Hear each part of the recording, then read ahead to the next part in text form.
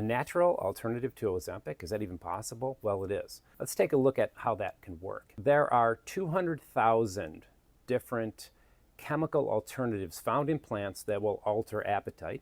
There's 400,000 chemicals in plants that affect the diabetic nature of somebody's body. So let's look at what Ozempic does first. First thing, what it does is it increases something called GLP-1. What that does is slows digestion, improves insulin resistance, and does a really great job at decreasing gluconeogenesis. Okay, what does all that mean? That simply means it manages your carbohydrate digestion very well.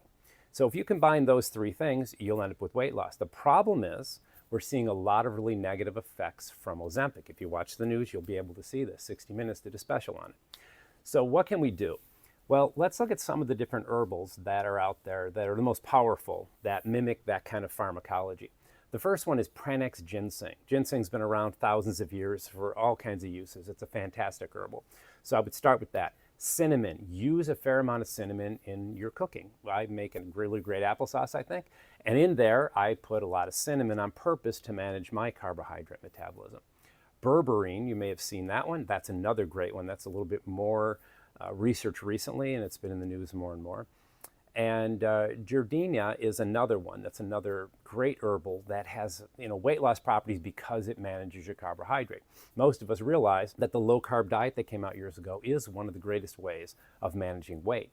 So you add those herbals to a low-carbohydrate diet and intermittent fasting, and I think you're going to get some really great results. You're going to deal with a way, way better A1C and fasting glucose, and that will lead to, over a small amount of time, some significant weight loss. So if you're going to do intermittent fasting, read up on it a little bit. I like to do 2 meals a day. So my first meal is at 11, my second one is around 5. And that amount of time off from eating allows the body to normalize and clean itself out, digest some of the byproducts on the intestine. It also has you usually eating less volume of food, less caloric intake when you're eating that way. And a low carbohydrate diet, I'm into that. I've been in that for years because of my history. And I try to get as much protein in my body as I can. And you can look into what you want to do with that. But I take the palm of my hand and I try to eat that 3 times a day. That's usually enough for me. And I drink a lot of water.